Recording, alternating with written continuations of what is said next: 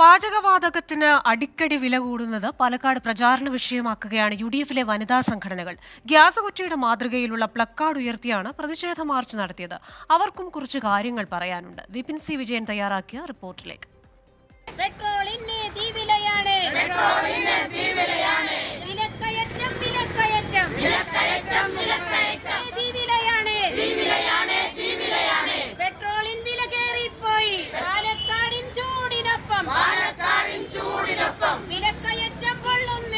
വ്യത്യസ്ത പ്രചാരണ തന്ത്രങ്ങളാണ് ഓരോ മുന്നണികളും പാലക്കാട് പയറ്റുന്നത്. മഹിളാ കോൺഗ്രസിന്റെ നേതൃത്വത്തിൽ ഇപ്പോൾ ഈ പാചകവാതകത്തിന് വില കൂടിയതാണ് വലിയ രീതിയിലുള്ള ചർച്ചയാക്കുന്നത്. ഇപ്പോൾ UPA ഗവൺമെന്റിന്റെ കാലത്ത് 414 രൂപയുണ്ടായിരുന്നത് 821 രൂപയാക്കിയെന്നുള്ള ഈ ഒരു ഗ്യാസ് കുറ്റിയുടെ മോഡലിലുള്ള പ്ലക്കാർഡൊക്കെ ഉയർത്തിക്കൊണ്ടുള്ളൊരു പ്രതിഷേധമാണ്. അപ്പോൾ എന്താണ് ഇങ്ങനെ ഒരു പ്രതിഷേധത്തിലേക്ക് പോയത്?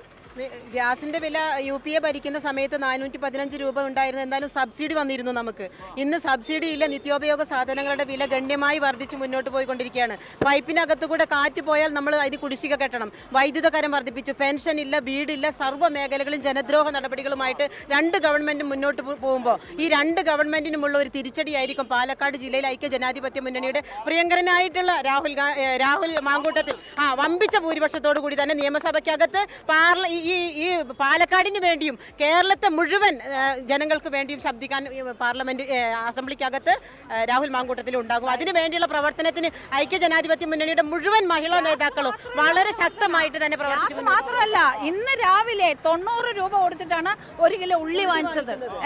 60 രൂപയാണ് 1 കിലോ തക്കാളിയുടെ വില. 45 രൂപയാണ് 1 കിലോ അരിയുടെ വില.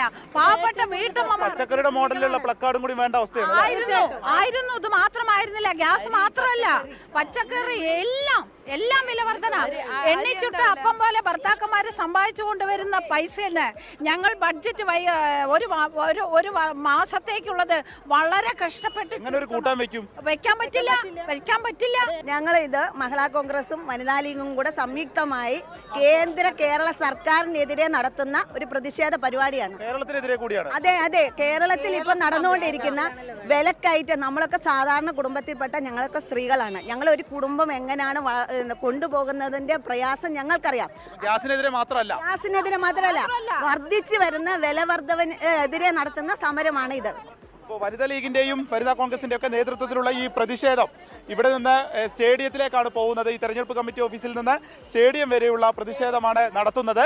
ഇത് വരും ദിവസങ്ങളിലും ഇത്തരത്തിൽ ശക്തമായിട്ടുള്ള സമരവുമായി മുന്നോട്ട് പോകാനാണ് ഇവരുടെ തീരുമാനവും. അർഷക്കിനൊപ്പം വിപിൻ സി വിജയൻ, 24 പാലക്കാട്.